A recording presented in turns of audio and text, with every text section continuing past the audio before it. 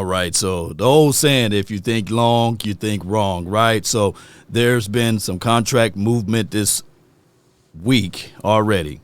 And we got Jamar Chase and as well as T. Higgins with one of the highest paid two positions left in the National Football League with wide receiver play. They are the highest paid 1-2 combo. But this is where the Cowboys news is pretty much in the house with this particular information. The Bengals also are still working on their other guy, Trey Hendrickson. I keep messing that man's name up. But they're working on Trey. And they already paying their quarterback $250 million. They already paying both of their wide receivers top-tier money. And they're about to pay their edge rusher top-tier money. All right, so what I'm getting at is that also the DB market, Derek Stingley, is now the highest paid defensive back in the National Football League. It's a race to the top of the pile, right?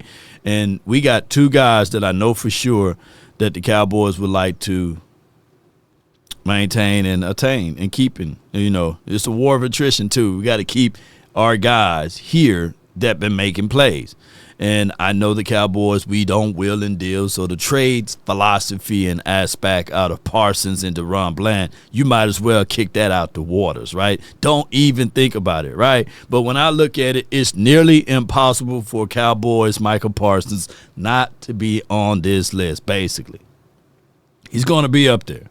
And then you might as well add in Deron Bland. And the reason being is these guys have been difference makers for us. And regardless of how we look at it, I look at Parsons as an elixir, as the main focal point of the defense. He must get paid, ladies and gentlemen.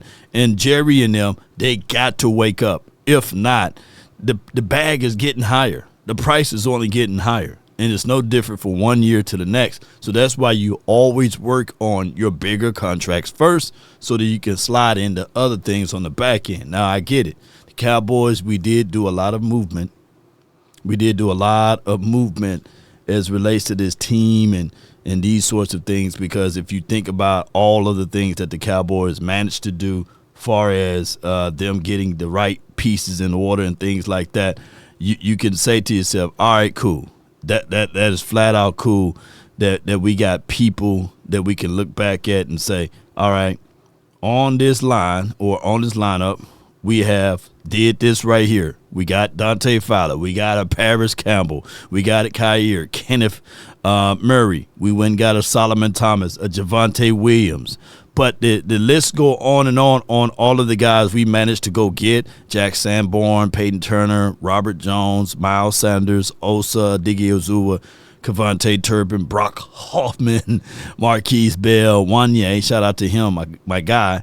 And then we got Tyrus Wheat, C.J. Goodwin, and then Brian Anger, Izzy, Dakota Shepley, all of those names that we went and made sure that we got those contracts. But the most important name on this list is Micah Parsons. So the Cowboys better figure out a way to get Micah Parsons' deal done. Why, Law? Because he is the driving force of the defense. And it makes no sense, zero sense, to get everyone else paid and not take care of business up front. Now, granted, I do know that Micah Parsons did say, he lamented real strongly that, hey, I'm willing to take a team discount or I'm willing to get paid dog water in order to stay. Well, this should be a slam dunk. This should be a situation and scenario that the Cowboys absolutely get Parsons' deal done before another leaf fall.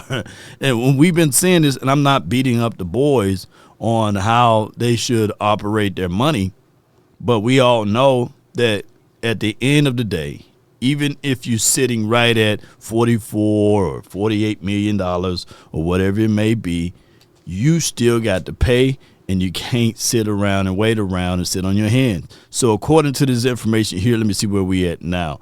We got $41 million in it. This list may not be updated all the way to the point, but we got $41 million, and we should be able to sit Parsons down. I know he was in vacation land. When he comes in, or him and his agent, you sit him down in the room and say, hey, where are we at with this?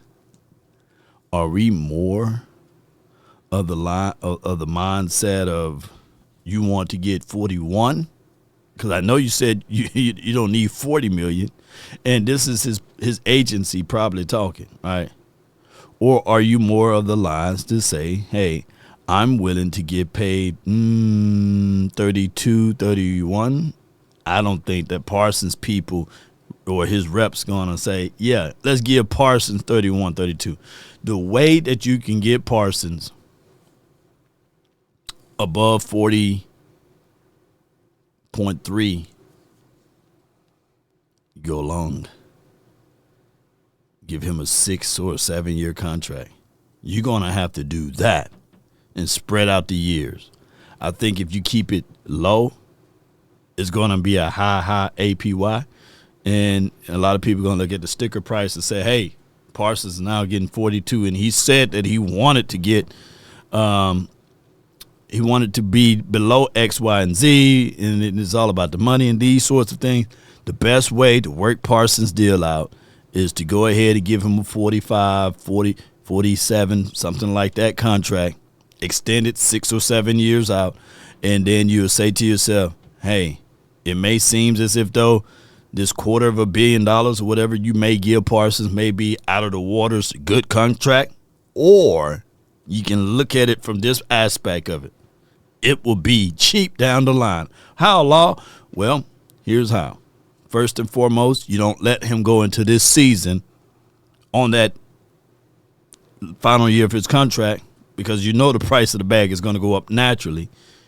2, if you sign him to a long-term contract now, I believe within 4 or 5 years, the NFL will add an extra game, meaning that the pot is going to get richer and sweeter. And I know his agent know this too, but if you go ahead and give him the contract out of good faith, I think that he would go in and sign that contract. I don't think that he would refuse. He already said he want to be a Cowboys for life, and he's willing to take the discount. Well, let's give him an upfront 6 or 7 year deal, and then that way you will already be within the confines of the window of the 18-week schedule versus the 17-week schedule. And then when people start getting that 18-week schedule money, he's getting paid dog water comparable to other contracts that's out there. You get what I'm saying? Because the the salary cap is going to increase. But all you have to do, Jones, is increase your intellect and get in there and take care of the known far as what Parsons bring to the table. I don't want to hear that, hey, man, we can trade him away, get multiple draft picks and these sorts of things, because you know what you got out of Parsons. Remember, it goes back to that theory. You know who Parsons is, and then you got the mystery box. We don't know what the mystery box will be able to tell us. Let me tell y'all one more time. Hold on. You have a choice. You can have the boat or the mystery box. What, are you crazy? We'll take the boat. No, not so fast, Lois. A boat's a boat, but the mystery box could be anything. Uh-huh. It could even be a boat. You know how much we've wanted one of those. Then let's just... We'll take the box. We'll take the box. You gave up a boat for free tickets to a crappy comedy club. Come on, Lois. You're acting like this is the first time I've ever done something stupid. You remember the time I was supposed to get that boat? A boat's a boat, but the mystery box could be anything. It could even be a boat. You know how much we've wanted one of those. So don't do that. We'll take the box. Don't do that. We know who Parsons is, and we know what he can bring to the table. Let's continue to build around him. The best way to do it is to extend his contract far beyond the length that it's supposed to be, and that's how you get your discount. That's my thoughts, man. Post me your thoughts. Post me what the Cowboys should do.